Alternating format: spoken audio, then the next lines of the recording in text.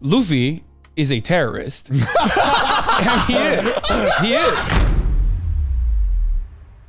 We've all seen the clip from Hasanabi at the Trash Taste podcast, and it sounds so wild and out of left field, but he is right. Hasanabi is on the money when he said that Luffy is a terrorist, and it's not even a debate. I mean, yes, Luffy might seem selfish and stupid and quite frivolous a lot of the time, but he has shown a clear disdain for the powers that are in place in the One Piece world. He is a freedom fighter at heart and has shown this time and time again. And now it's obvious that most people nowadays think of the more explosive-y Middle Eastern type of people when they hear the phrase terrorism, but if you have more than 2 brain cells, you actually can fathom the fact that this term encompasses a lot more than that. If you are being completely realistic, a lot of the actions of the Straw Hat Pirates would be labeled as terrorism were they to happen in the real world.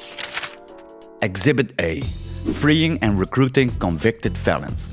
It starts off right away in Romance Dawn with Zoro. I mean, the man was basically sentenced to death until Luffy showed up and decided to free him on a whim on the condition that he would join his pirate crew. So they fight off the Marines in order to do so, and in the process Luffy paints a target on his own back by doing this. Yet he doesn't give a single hee-hoo. And this is a theme that continues throughout the series. I mean, in Water 7, Luffy definitively recruits Nico Robin, who holds the key to a lot of the deepest and darkest secrets of the world government. And not only that, she was also a survivor of a secret government-coordinated genocide. But if we stay at Water 7 for a bit, Luffy also recruited Frankie over there. And Frankie didn't have a bounty on his head initially, but he held the plans to the ancient weapon Pluton, which is basically a weapon of mass destruction. And Luffy recruited this guy as his shipwright. He hired him to make weaponry. Imagine doing something like this in the real world. I mean, it's like as if the leader of ISIS would recruit Julian Assange, Edward Snowden, and Oppenheimer. Okay, Oppenheimer would be dead. You get what I'm saying. Every government would be on your booty to try and take you down ASAP. The world would be in turmoil.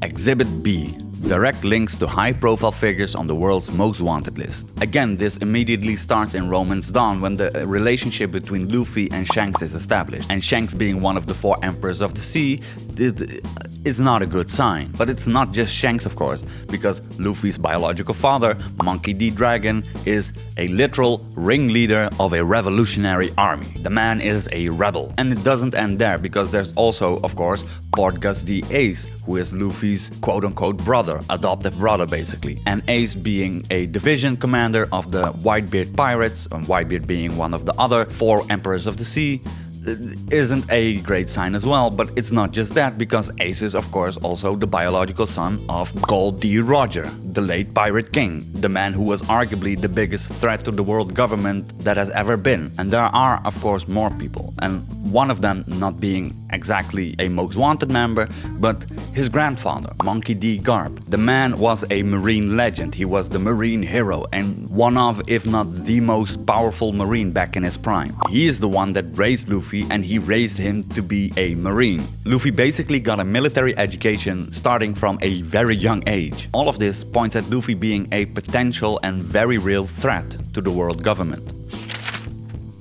Exhibit C: intentionally and repeatedly targeting and attacking military facilities. Of course, we have Enies Lobby, where Luffy and the crew took on a elite fighting force of the world government in order to break out Nico Robin, who is again also one of the most wanted people in the world, probably due to her knowledge. Then there's breaking into Impel Down, the world government's most secure and notorious prison system. There, Luffy freed hundreds and hundreds of inmates, among them being several high-profile figures as Jinbei and Crocodile, 2 former warlords of the sea, as well as some prominent members of his father's revolutionary army. And not only that, he basically trashed the entire place, just as he did with Enies Lobby. And then he and his new band of escapees went down to Marine Fort being the world government's most secure marine fort. There they fought alongside the Whitebeard Pirates in order to save Ace from being executed. I mean, he literally took on the world government there, and if that doesn't scream "I am a terrorist," I don't know what does.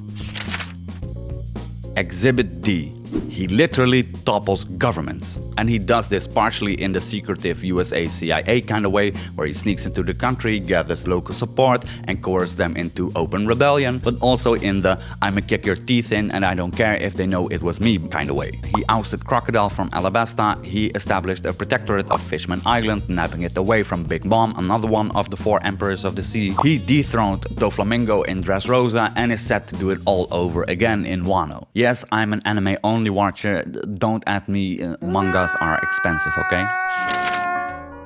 Exhibit E. Amassing an army. Yes, Luffy is amassing an army of his own. And yes, okay, it's maybe against his own will, as all the fighters from Dressrosa just pledged allegiance to him, but still, it's a fact that cannot be overlooked. It has become an armada numbering over 5,500 members, although it's to be mentioned that the vast majority of members stem from the Happo Navy at 8,000 members and Orlumbus's fleet, which numbers at 4,000, but there's also the 5 giants from Hyriden's crew among them, so it's absolutely nothing to scoff at. Exhibit F. He wants people to fear him. I mean, he obviously values the level of terror he instills on the world government. Instead of trying to keep a low profile, he wears his bounty on his sleeve as a measurement of his own prestige. And he's actively seeking out this prestige and relishes in it. I mean, there's the scene where he misreads his own new bounty and thinks it has gone down instead of up, and the man is devastating. Crying even. And no, I don't think that Luffy is set out to be feared by the general populace, but still I think he wouldn't really care if they did. But he definitely wants the world government to fear him. He likes to be notorious. And that's what being a terrorist is obviously all about, instilling terror on the ones you dislike. Exhibit G. Directly attacking a world leader. Luffy directly attacked a member of the world's royal family, aka the Celestial Dragons, who go by the name Saint Charles. And no, not Saint Charles, because that's me, but Saint Charles. You see, buying and selling fishmen into slavery is the status quo, as well as the accompanied blatant racism that goes along with it. And Luffy doesn't mess with that. When his friend and former foe Hachink gets shot by this windbag of a person, Luffy immediately steps in, disregarding all the potential consequences, and delivers the most satisfying punch in the entirety of One Piece, and potentially in the entirety of anime as a whole. So yeah, I would say that attacking a member of the royal family would be constituted as a terrorist attack.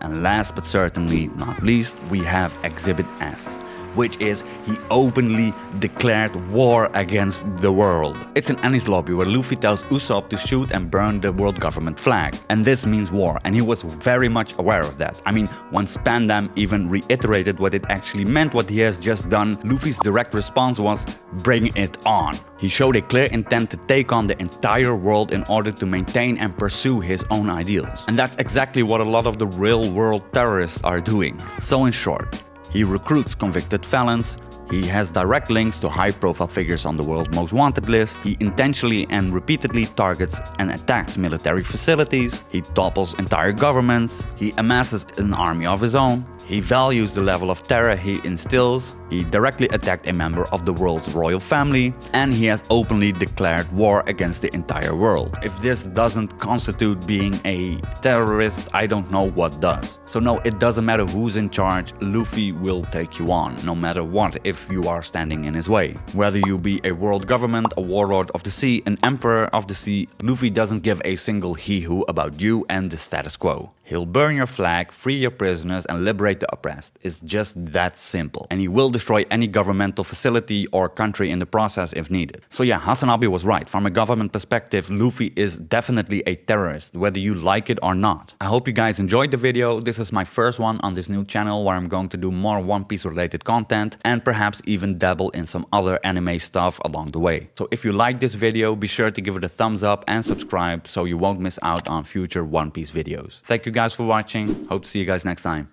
Bye.